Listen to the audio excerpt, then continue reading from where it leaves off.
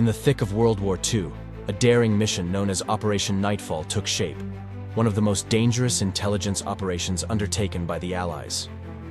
The year was 1944, and the target was an isolated chateau deep in the heart of Nazi-occupied France, where German scientists were reportedly developing a secret weapon. The Allies had to know if it was true, and if it was, to stop it at all costs. For this mission, Lieutenant David Reynolds, a seasoned British intelligence officer, was selected. Known for his quick thinking and cold nerve, Reynolds had led dozens of covert missions. But this one was different. Intelligence reports suggested that this weapon, if completed, could turn the tide of the war in the Nazis' favor.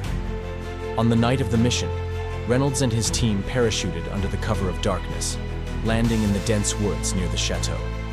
They moved silently through the trees, rifles ready, eyes scanning for any sign of the patrols that had been reported to guard the perimeter. "Stay close," Reynolds whispered to his men. No sound, no light. After an hour of navigating the forest, they reached a hill overlooking the chateau. It loomed like a stone fortress, illuminated by floodlights and surrounded by barbed wire and guards. German soldiers patrolled the grounds with guard dogs, and even from a distance, the tension was palpable. Reynolds and his team watched from the shadows, waiting for their chance. Their orders were clear: infiltrate the chateau, locate any intelligence on the weapon, and escape without detection. Failure was not an option. At midnight, their chance came. A distant explosion sounded on the far side of the grounds, an orchestrated diversion by the French resistance. The guards immediately rushed to the scene, and Reynolds seized the moment. "Go!" he ordered in a low voice. The team scaled the barbed wire, slipping through the gaps in the patrol. With precision, they made their way to the back entrance of the chateau, where Reynolds picked the lock, opening the door to the cold, silent interior. Inside, the air was thick with tension, and every sound seemed magnified. They moved through dimly lit hallways, aware that any misstep could alert the guards. Finally, they reached the laboratory wing. Reynolds could feel his heart pounding, the stakes of the mission weighing on him as they approached a locked door, marked with a German word he knew all too well: Waffenforschung, weapons research.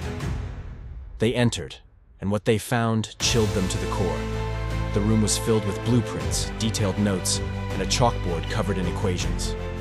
Reynolds and his team quickly gathered as much as they could, photographing documents and stuffing blueprints into their bags. Then Reynolds noticed something that made his blood run cold: a model of a long-range rocket. Scribbled on a chalkboard were coordinates that pointed straight to London. But they didn't have time to dwell on the implications. As they moved to exit, a low hum through the hall. The guards were returning. Reynolds motioned for his men to hide, pressing themselves into the shadows of the doorway as footsteps grew louder. Seconds felt like hours as they waited, breath held, praying they wouldn't be seen. A guard walked past, pausing just inches from their hiding spot, his flashlight flickering across the floor. Reynolds felt his pulse pounding in his ears, but the guard moved on, and the team was safe, for the moment. They waited until the footsteps receded, then slipped back into the hall and toward the exit. But as they reached the door, an alarm blared. Someone had discovered their intrusion.